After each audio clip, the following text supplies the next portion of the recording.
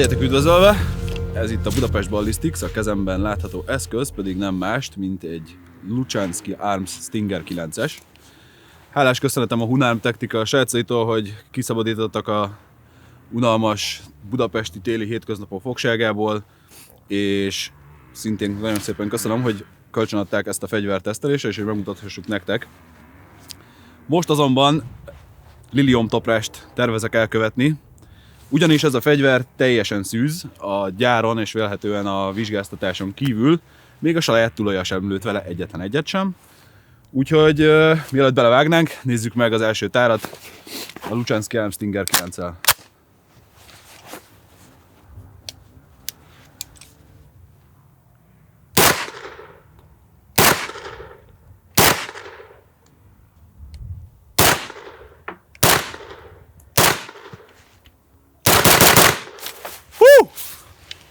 Bevallom, hogy Csehországot, mint nemzet nem ismerem túl jól. Néhány cseh illetővel már találkoztam, és egyébként minden nagyon szimpatikus velük kapcsolatban, és remélem, egy nap eljutok, de egy dolgot biztosra tudok, hogy a söreik és a fegyvereik jók. Ha netán még nem hallottál a Lucsansky Arms Stinger 9-ről, ne érezd rosszul magad, mert mielőtt felhívott a tulaja azzal kapcsolatban, hogy bemutathatnánk, még én sem hallottam róla, ugyanis a márka vagy a gyártó vadonatúj az idei 2025-ös fegyverbörzéken mutatták be először. Ebből következően nem csak a design és maga a fegyver vadonatúj, de ennek köszönhetően és egy másik komponensnek, amiről majd beszélünk később, jelenlegi információink szerint ebben a pillanatban ez az egyetlen Stinger 9-es PCC az egész országban. Engem pedig az a megtiszteltetésért, hogy, mint láttátok, kiküldjem vele az első tárat, és kicsit kipróbálgassam, úgyhogy még egyszer nagyon nagy köszönet a Hunarm Tacticalnek és a srácoknak nem csak az introért, de azért, hogy kipróbálhattunk valami ilyesmit. Egy nagyon érdekes tény a Lucsansky Arms-zal kapcsolatban, és remélem jól ejtem ki a nevét, hogy Jan Lucsansky, fegyvertervező, nem csak a Stinger 9-es megalkotása mögött áll, de ő a társalapítója és tervezője a Laugo Armsnak és a drasztikus kialakítású vagy drasztikus mérnöki munkával összehozott Laugo Aliennek, illetve a CZ Evo Scorpionnak is. Először dumáljunk egy picikét magáról, a kategóriáról és ennek a jelentőségéről. Hadi szintéren a géppisztolyok korszakának hajnala valószínűleg a német Bergmann MP18-hoz köthető, innentől kezdve pedig aranykorszakokat élték, vélhetően egészen a köztes lőszerek és a MAK gépkarabélyként ismert kategória megjelenéséig. Nyilvánvalóan ezután sem tűntek el, szerintem a géppisztolyok evolúciójának a következő érdekes fejezete így az 1980-as évek vége, 90-es évek eleje felé volt, amikor a NATO kiírt egy tendert arra vonatkozóan, hogy valaki tervezzen egy olyan kiskaliberű kompakt géppisztolyt, és itt még egy konkrét elnevezést is fűztek hozzá, ami a PDW, azaz Personal Defense Weapon, vagy személyes védelmi fegyver, vagy önvédelmi fegyver, aminek az volt a célja, hogy a kompakt méret megtartása mellett a pisztoly kalibereknél nagyobb sebességű és nagyobb átütő erővel rendelkező kalibert és ehhez tartozó fegyvert hozzanak létre. A lehetőségre egyből rá is vetette magát a belga FN Herstal és a német Heckler & Koch. A belgák a P90-et és az ahhoz tartozó 5,7x28-as kalibert tették le az asztalra, a HK válasza pedig az MP7 volt a maga 4,6x30-as kaliberével. A sors iróniája az, hogy igazából nem hirdettek győztest a kettő között, egyik se érte el azt az átütő sikert, amivel reménykedtek a tervezőik, és igazából csak nagyon kis mennyiségben és bizonyos elit alakulatokhoz kerültek belőle a darabok, amik amúgy a mai napig használatban vannak, de semmiképpen nem sikerült elérni azt a nagy szabású rendszeresítést, amiben reménykedtek. A mai modernkori tendencia ezzel kapcsolatban, és mondjátok, hogy nincsen igazam, de nekem az a benyomásom, hogy egyre csökken az igény a katonai és rendvédelmi felhasználási területen ezekre a 9 mm-es pisztolykaliber tüzelő géppisztolyokra, mivel megjelentek az egyre rövidebb csövű nagykaliberű 556-os 223-as karabélyok, illetve az olyan kaliberek, mint például a 300 Blackout, ahol egy majdnem ugyanilyen kompakt vagy ugyanilyen kompakt méretnél egy 8-szoros csőnél, ugyanúgy, mint ezen a Stingeren, már teljes lőporégésről beszélünk, és sokkal nagyobb balisztikai teljesítményt tudnak kisajtolni belőle, ugyanebben a kicsi, kompakt manőverezhető méretben. Ahol viszont szerintem újdonsült aranykorát éli a műfaj, az a civil szféra, és azon belül is a pisztoly kaliberű karabélyok, azaz PCC-k formájában, és nem kifejezetten nehéz megérteni, hogy miért.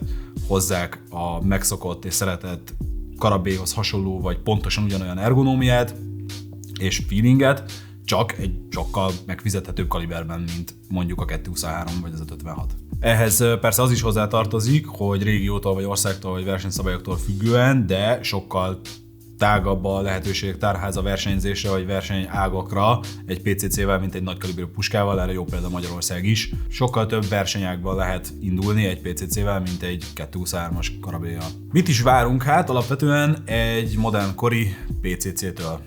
Szerintem az alapvető megbízhatósági, pontossági aspektusokon túl, ami nyilván minden fegyvernél fontos, ami itt még hatványozottan számít, az az, hogy egyrészt ismerős, vagy legalább közel ismerős legyen az ergonómia, illetve hogy az alkatrészek csereszabatosak legyenek, és az egész platform, amennyire lehet, moduláris legyen. Jan Luchanskim pedig meglehetősen jól ráérzett a tervezőasztal mögül arra a dologra, amire nem csak a fegyveriparban, de úgy általában viszonylag kevés szférában szoktak ráérezni, hogy szeretjük, ha vannak opcióink, szeretjük, ha vannak lehetőségeink, még ha nem is feltétlenül akarjunk mindent belőle használni, de legyen meg a luxus annak, hogy dönthessünk, hogy mi tetszik jobban. E téren semmiképpen sem okozott csalódást, igazából nem sok másik téren okozott csalódást a Stinger 9, és majd mindjárt kifejtem, hogy mire gondoltam itt az opciók alatt. Most gyorsan szaladjunk végig a fegyveren, előről fogok kezdeni, és a váltámat szeretném utoljára hagyni, ugyanis egy elég érdekes esettanulmány vagy példa fűződik hozzá. Kezdve először a fegyver csövével, a végén találhatunk egy menetvédőt, ugyanis természetesen menetes a cső, úgyhogy hangtompító vagy bármilyen csőtoldalék rászerelhető, és ami nagyon tetszik, hogy az MP5 jellegű, vagy MP5-ös típusú Trilog gyors csatlakozási rendszer van, olyan hangtompító az, ami ezzel kompatibilis. Maga a cső egyébként hidegkovácsoltvas eljárással készült, és a legtöbb 9-es csőhöz hasonlóan egy 10-es húzagemelkedésű. Körülötte találjuk a fém tok előső részét, a handguardot, ami M-lock csatlakozási lehetőségű, viszonylag rövid a handguard, de hát a rövid cső miatt ez nem túl meglepő. Fönt kapunk egy Picatinny rail-t, amin találunk 2 gyári nyílt irányzékot, és lehet, hogy most azt a kérdést teszitek fel, hogy debil vagyok-e, hogy itt van az előső irányzék, és a válasz az, hogy igen, amúgy az vagyok, de nem azért van itt, hanem mert a tulaja ide tette a lámpáját, és nem akartam fölöslegesen belenyúlni, igazából nem zavart, meg úgyse használtam, mert most a teszteléshez egy Vector Optics Red Dot-tal próbálgattuk. Itt találhatjuk a tok alsó részen a kezelőszerveket, aminél nagyon ráéreztek a dolgokra, és erőteljesen érződik a skorpiós behatás, nem véletlenül, tekintve, hogy ugyanaz a csávó tervezte, és itt már rákanyarodnék az imént említett opciókra, ami nagyon tetszik, ugyanis többek között a tár is kétféleképpen vehető ki, ráadásul full két oldalas a teljes fegyver, teljesen ambi.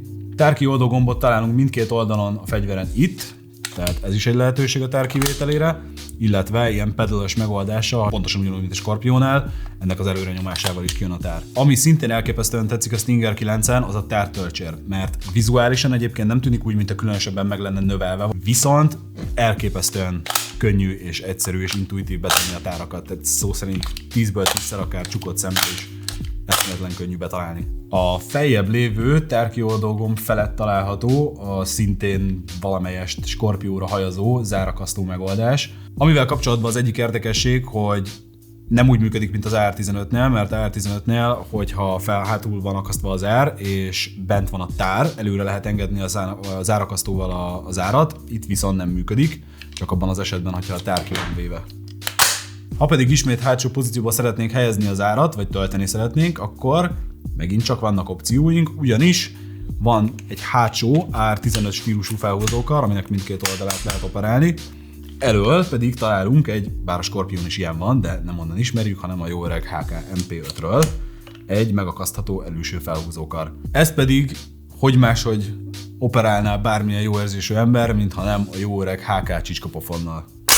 Ami szintén a lehetőségekhez, vagy az opciókhoz, vagy választási lehetőségekhez fűzhető, az az, hogy egyébként vagy az elősőt, vagy a hátulsót teljesen el tudjuk távolítani, tehát megtarthatjuk mindkettőt lehetőségként, vagy teljesen eltűnhetjük az egyiket. Hogyha mondjuk itt elől szeretnénk egy kicsit több teret a kezünknek, akkor elvehetjük az elősőt, ha pedig zavar esztétikailag, hogy itt van a hátsó, nem tudom, miért zavarna bárkit, de akkor ezt is eltávolíthatjuk. Ja, és egyébként nagyon fontos, hogy az előső felhúzókart áttehetjük a másik oldalra, hogyha szeretnénk. Szokványos helyén a pisztoly markolat fölött találjuk a szintén kétoldalas ambi biztosítót, ami természetesen bebiztosított és félautomata állapotok lehetőségét jelzi. A Lucensky Arms Stinger 9-nek az gyári sütése, hát ez is meglehetősen hajaz a Scorpióra, csak ez esetben ez nem feltétlenül egy jó tulajdonság. Én kedvelem a Scorpiót, nem lőttem vele kifejezetten sokat, viszont amennyit használtam, az alapján az volt a benyomásom, hogy egyrészt a kategóriájához képest egy kicsit erősebb a visszarúgás, nem is a visszarúgás érzet, hanem inkább a felfelé billenés, és a másik nagy problémám vele, hogy a Scorpionnak borzasztó a sütése. Értem én, hogy hadi, meg rendvédelmi felhasználású, de ez a 8 vagy már majdnem 9-10 fontosnak érződő elhúzási erő, ez már egy picit nekem erőteljes volt, hogy futottam egy kört ezzel a fegyverrel, és azt hittem, hogy akadályom van, mert nem sült el, aztán rájöttem, hogy egész egyszerűen csak nem húztam meg elég erősen a billentyűt, mert annyira nehéz. Viszont a gyártó állítása szerint félig kompatibilis AR-15 sütésekkel, ami azt jelenti, hogy kisebb modifikációval, vélhetően a kakas kapcsán, majdnem bármilyen AR-15 kompatibilis sütés betehető a Stinger 9-be. Utolsó előtti szempontként a markolat, klasszikus AR-15 markolat, pisztolymarkolat. Én nem vagyok kifejezetten finnyás ezekre, nekem mindegy, hogy vannak ebben bemarások az ujjaknak, vagy egyenes, nekem majdnem mindegyik egész kényelmesen áll. Viszont ez 100%, hogy bármilyen AR-15 markolatra kicserélhető. Végezetül következzen az igazán érdekes rész, ami a váltámasz és az ehhez fűződő történet. Én nagyjából fél éve, vagy 7-8 hónapja, amikor először megjelent a Springfield Kuna, áhított szemekkel lestem, hogy egyrészt elérhető lesz valahol Magyarországon. Aztán független attól, hogy új és van-e importőre vagy nem, eszembe jutott az a probléma, hogy a Springfield Kuna gyárilag behajtható váltámasszal érkezik. Innen egyből beugrott egy bizonyos jogszabály, amit se akkor nem tudtam fejből, se most, de most fel fogom nektek olvasni. Pontosan ugyanezzel a problémával szembesül az, aki egy Stinger 9-est szeretne beíratni magának B kategóriában Magyarországon. Ugyanis a Stinger 9 is behajtható váltámasszal érkezik, és szemmértékre is majdnem nem egyértelmű, hogy amennyiben behajtjuk ennek a fegyvernek a váltámaszát, akkor a fegyver teljes hossza bizony nem lesz 60 cm. De akkor csak, hogy értsük, hogy pontosan miről van szó, ha megengeditek, felolvasnám gyorsan ezt a jogszabályi részt, mely úgy szól, hogy tiltott kategóriába esik az a vából történő tüzelése tervezett félautomata tűzfegyver, amelynek hossza behajtható, összehajtható vagy betolható, avagy szerszámok nélkül eltávolítható váltámasz segítségével a működő képesség megtartása mellett 60 cm alá csökkenthető. Legtöbbször, amikor én találkoztam ezzel a témával, és nem sokszor találkoztam vele, de más fórumokon vagy magyar oldalakon találkoztam már hasonló típusú fegyvereknek a tesztelésével, aminek a konklúziója végén mindig az volt, hogy hát szuper, frankó, meg minden, csak nem iratható be Magyarországon, és ezzel le volt zárva a történet. Nos, ennek a fegyvernek a tulajdonosa nem nyugodott bele ebbe, és a megoldás a problémára az volt, hogy természetesen engedéllyel, papírokkal rendelkező tapasztalt fegyverműszerész segítségével úgy rögzítették ezt a váltámaszt a fegyverhez, hogy a szerszám nélkül sehogy sem lehet eltávolítani. A tok hátsó részében vannak csavarok, ami által szétszedhető lenne a tok hátsó része és eltávolítható lenne a váltámasz, csak abban az esetben a fegyver nem lenne működőképes. Ebben a koncepcióban viszont, vagy ebben a felállásban a fegyver teljes hossza meghaladja a 60 cm-t a váltámasz legjobban betolt állapotában is, így megfelel a jogszabályi követelményeknek. Két okból tetszik marhára ez az egész történet. Az egyik az, hogy szimpatikus, hogy valaki végre ahelyett, hogy ezt egy legyintéssel le tudta volna, megtalálta rá a megoldást úgy, hogy teljesen törvényes és jogszabály követő módon járt el. A másik pedig az, hogy végre felcsillant a remény, hogy lehet egy kúnám. Szigorúan technikai értelemben nézve a legérdekesebb dolog a Stinger kapcsán az az, hogy hogyan oldották meg az R-szerkezetet, és hogy hogyan próbálták meg csökkenteni a hátrarúgás érzetet.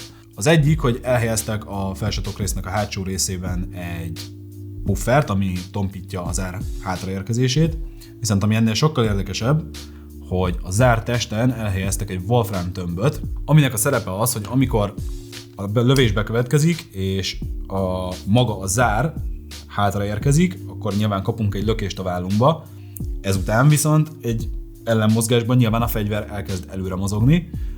A wolfram tömb viszont később érkezik hátra, mint a zárnak a többi része, ezáltal kiütve a vállunkból visszarugózó mozdulatot.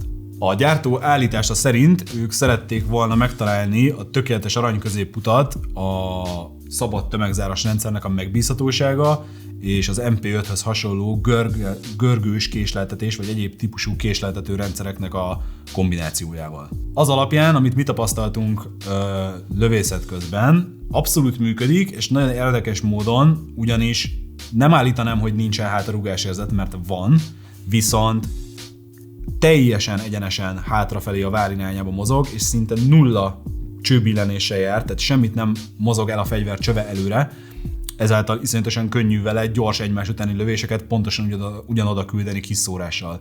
Úgyhogy különleges volt, ilyet még megmondom őszintén nem tapasztaltam visszarúgásérzetben, de nagyon tetszett, és abszolút működik a dolog. Hogy rátérjünk a szokásos véleményezésre, vagy összegzésre ezzel kapcsolatban, nagyon élveztem használni a Stinger 9-et, nem lőttem vele idő hiányában, sajnos közel sem annyit, mint szerettem volna, de annyit azért abszolút, hogy legyen egy általános feelingem vagy benyomásom vele kapcsolatban. A helyzet az, hogy az árát tekintve, és most vonatkoztassunk el attól, hogy itthon jelen pillanatban még nem kapható, de a körülbelül 1000 euró környékére belőtt árszabással abszolút versenybe száll a kategóriában, mert kezdve attól, hogy alapvetően a minőségi anyagokból készült, egészen odáig, hogy elképesztő mennyiségű variáció van kezelőszervügyileg és csereszabotosságügyileg. Egyébként ehhez megemlíteném azt, amit korábban nem mondtam, de CZ, nem meglepő módon CZ Evo Scorpio tárakkal működik, ami szintén már a DD kapcsán beszéltünk erről, egy kifejezetten megfizethető és jól működő tár. Ez egy nagyon jó csomag, és bízom benne, hogy előbb-utóbb nálunk is elterjedtebb és kapható lesz. Összességében hát kifejezetten élveztük a Stinger 9-el töltött rövid kis időnket, és még egyszer nagyon szépen köszönjük, hogy kipróbálhattuk, illetve köszönjük szépen a Fóti BTK Arena lőtérnek, hogy náluk forgathattunk ismét. Ezzel el is érkeztünk videónk végéhez, és nektek is szeretnék egy nagyon nagy köszönetet mondani, ugyanis őszintén hálás vagyok azokért a visszajelzésekért, amiket kaptam a csatorna indulása óta, nagyjából kereken egy éve indult az egész, és nagyon örülök élőben és kommentekben is azoknak a visszajelzéseknek, amiket kapunk. Nagyon úgy tűnik, hogy van értelme ezzel foglalkozni, úgyhogy nektek boldog karácsonyt és boldog új évet kívánok, jövőre találkozunk!